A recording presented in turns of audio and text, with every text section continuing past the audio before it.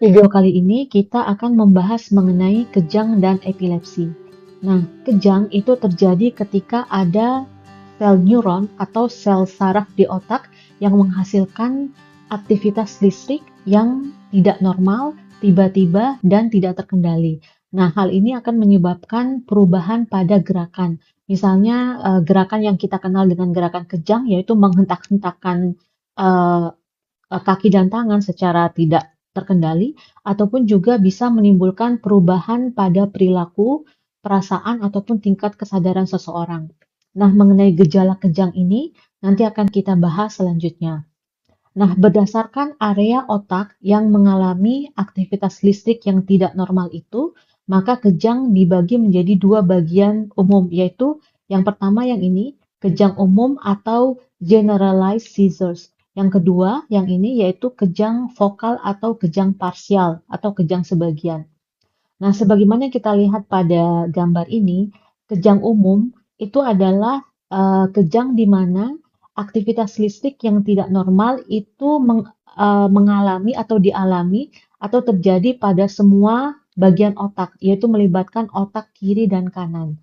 Jadi memang secara umum otak manusia itu dibagi menjadi dua bagian besar, yaitu hemisfer kiri dan hemisfer kanan. Yang ini ya, jadi eh, bagian otak kiri dan kanan itu dipisahkan oleh visura, tapi tetap berhubungan melalui serabut saraf yang tebal di bawah visura yang dinamakan corpus callosum.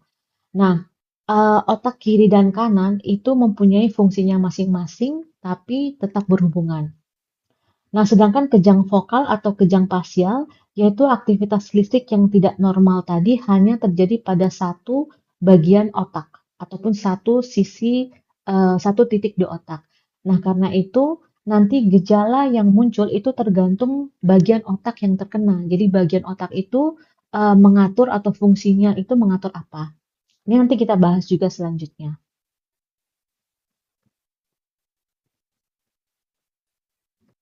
Pada umumnya, kejang ini terjadi selama beberapa detik sampai beberapa menit. Apabila kejang terjadi lebih dari 5 menit, maka disebut status epileptikus.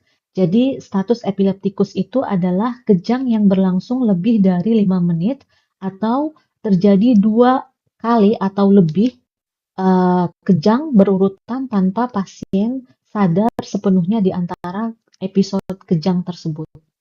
Sekarang kita akan membahas kejang umum. Jadi pada kejang umum atau generalized seizures, pasien ini bisa mengalami penurunan kesadaran atau tidak sadar. Nah, kejang umum ini ada 4 macam, yaitu kejang tonik-klonik, kejang absen, kejang atonik, dan kejang mioklonik. Kita bahas secara singkat satu persatu.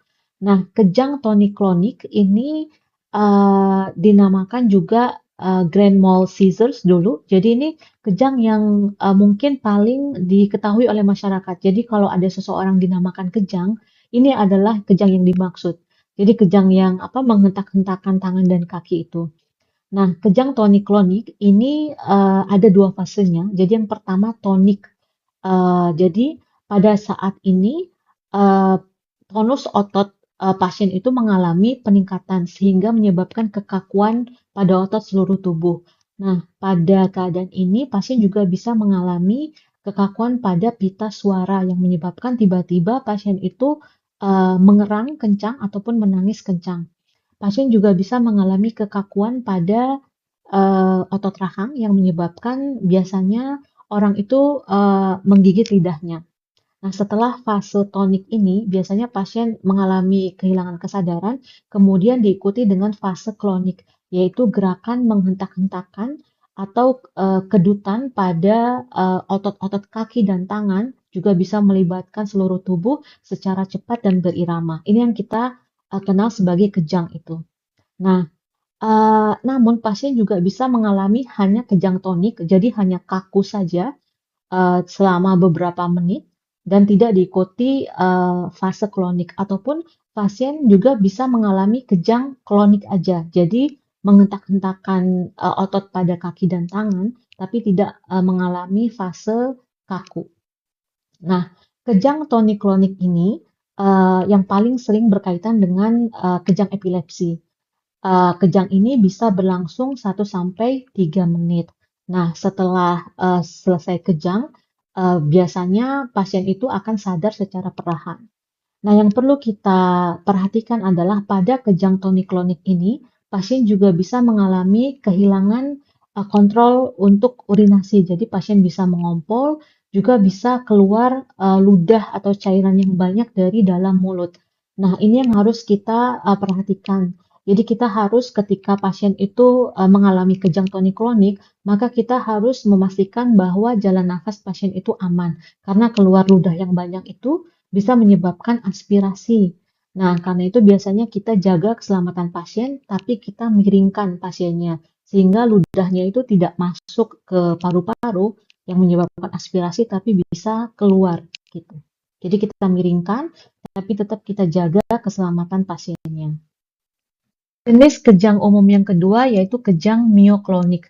Jadi pada keadaan ini terjadi hentakan atau kedutan otot secara tiba-tiba gitu. Jadi contohnya seperti tangan atau kaki itu tiba-tiba tersentak gitu atau bergerak kaget.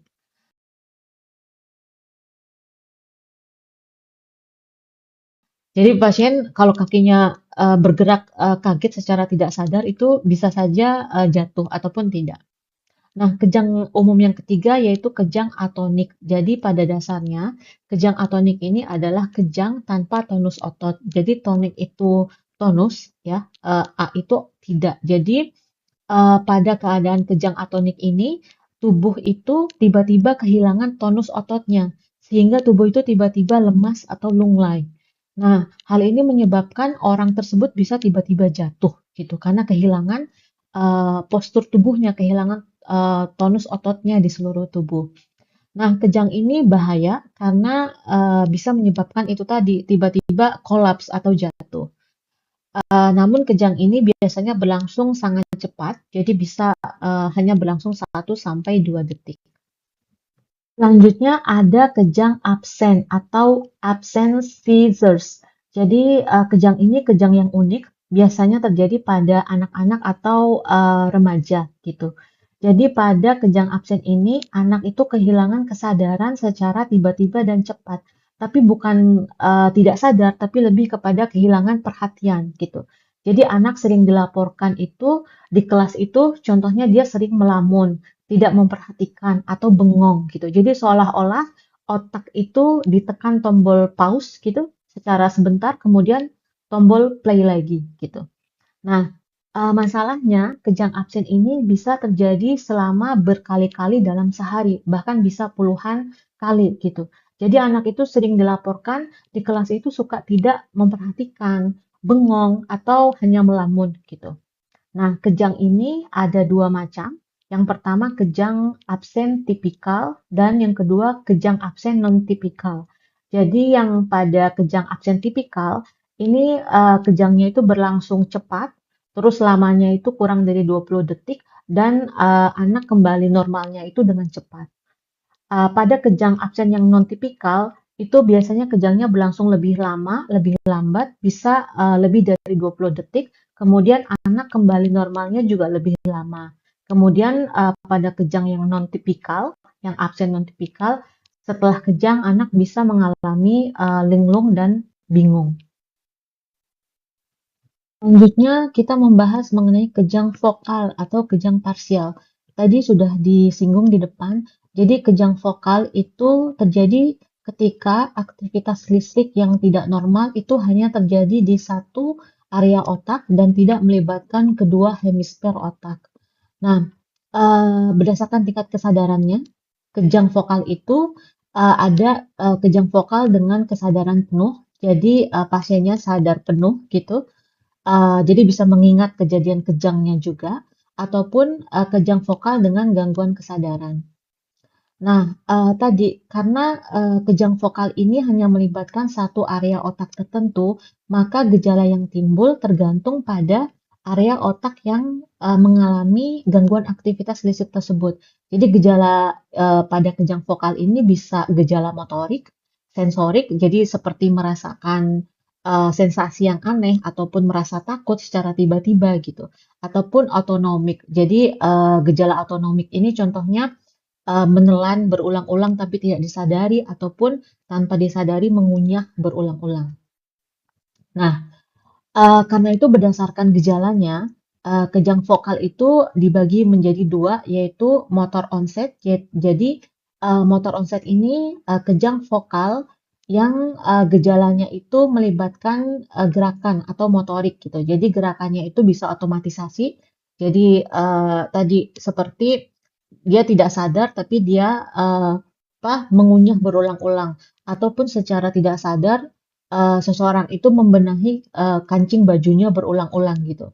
Ataupun gejala motorik yang lain yang sudah dibahas tadi. Atonik, kehilangan tonus otot tapi hanya satu bagian otot tertentu. Klonik gitu. Jadi menghentak-hentak yang melibatkan satu otot, bagian otot tertentu, misalnya otot kaki. Kaki saja gitu, kaki kanan saja ataupun tangan tangan dan kaki kanan gitu. Jadi sebagian otot.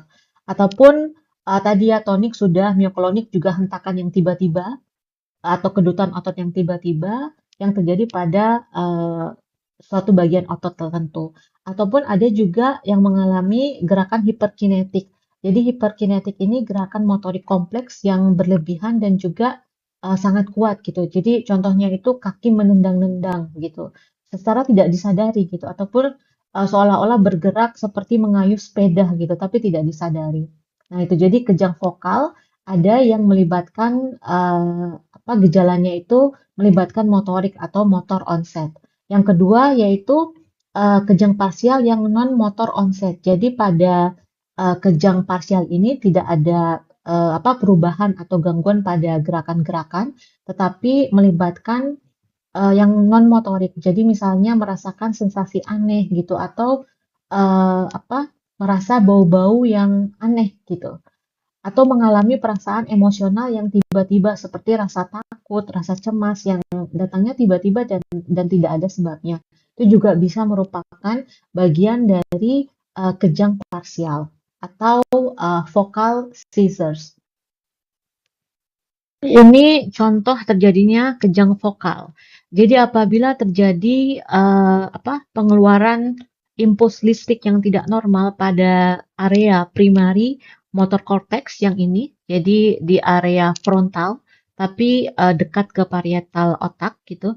Nah ini akan menyebabkan gerakan abnormal atau gerakan tonik dan klonik pada tubuh yang berlawanan. Jadi kalau ini misalnya frontal kiri gitu. Jadi nanti yang mengalaminya itu bagian tubuh sebelah kanan. Jadi berlawanan. Sama seperti pada keadaan stroke gitu. Nah, apabila aktivitas listrik yang tidak normal itu menjalar ke sel-sel neuron di sekitarnya, maka otot yang mengalami kejang itu juga akan menjalar ke otot-otot di sekitarnya gitu.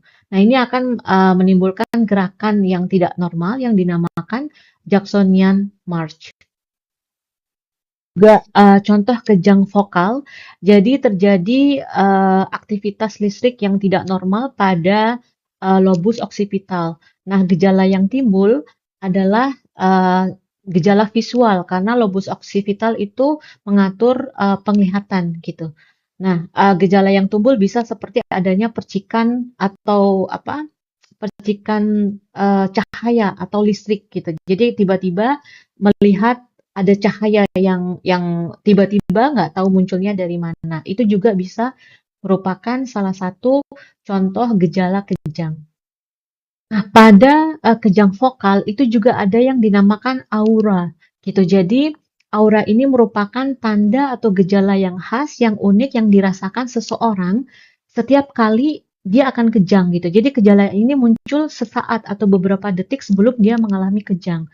Jadi biasanya pasien itu sudah mengerti ini khas gitu. Jadi tiba-tiba muncul gerakan yang tidak disadari, seperti mulutnya mengecap-ngecap gitu atau mata berkedip-kedip. Bisa juga tiba-tiba merasa mencium bau-bau tertentu atau gejala dispepsia sebelum dia kejang gitu. Ataupun takut dan deja vu gitu. Jadi tiba-tiba muncul deja vu sebelum kejang gitu. Nah, ini merupakan gejala yang disebut aura yang biasanya muncul beberapa saat sebelum kejang vokal itu terjadi.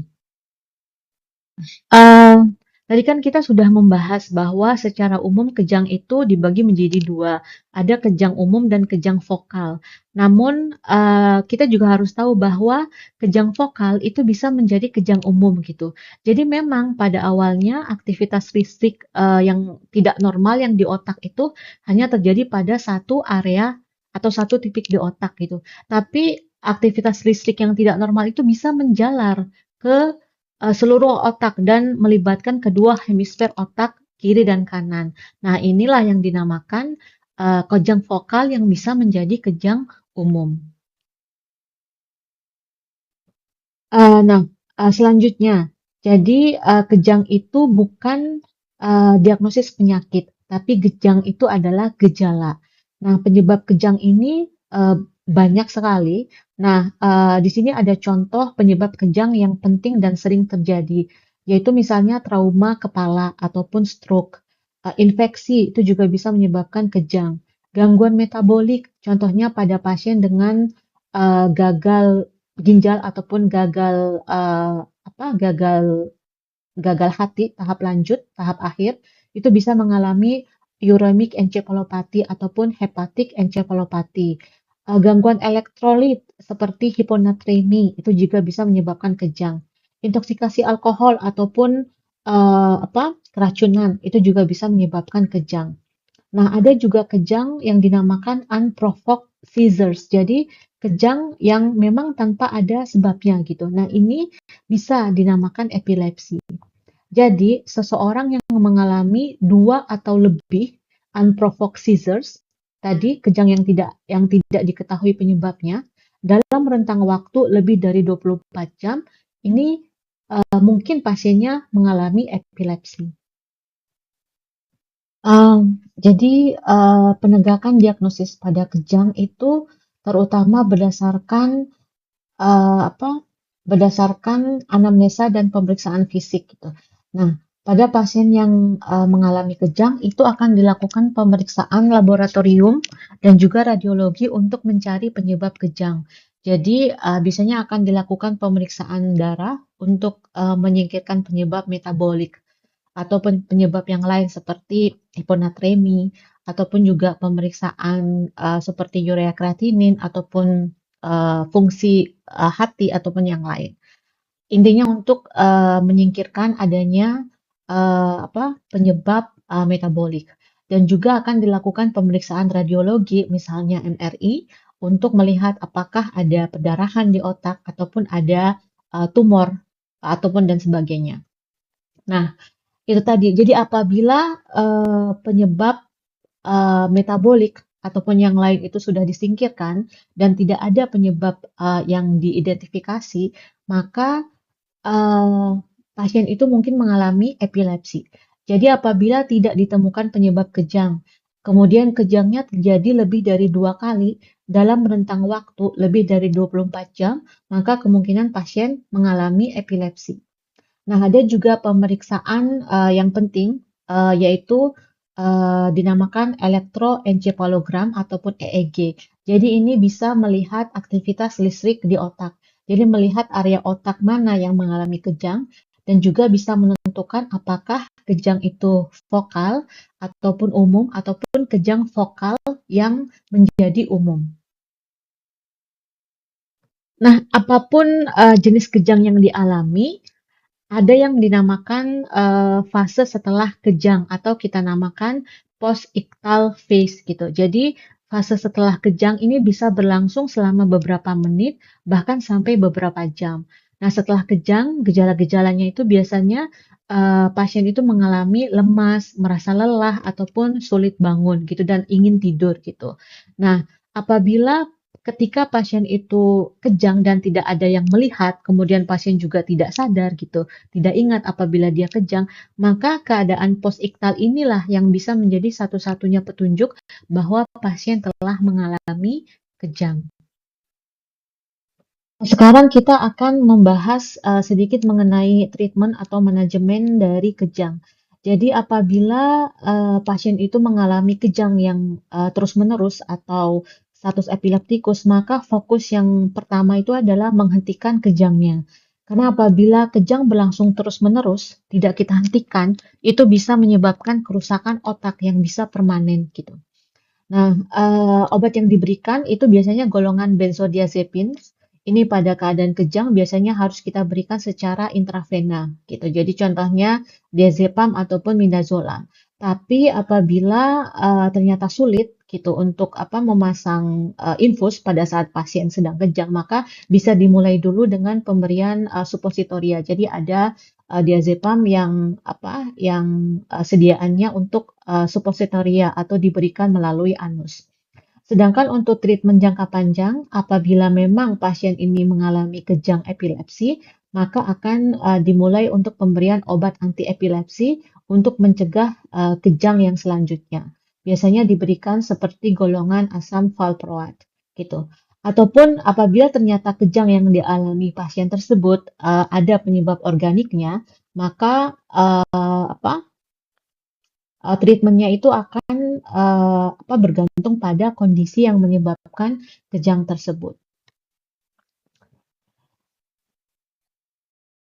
Selain tadi pemberian obat anti-epilepsi untuk terapi jangka panjang, ada juga terapi non-farmakologis yang bisa diberikan pada pasien yang mengalami epilepsi. Apalagi ketika kejang yang dialami tidak berespon terhadap pemberian obat-obatan tersebut atau kurang berespon. Terapi yang biasanya dilakukan itu termasuk diet keton, terus ada yang dinamakan epilepsy surgery, atau pemasangan vagal nerve stimulator.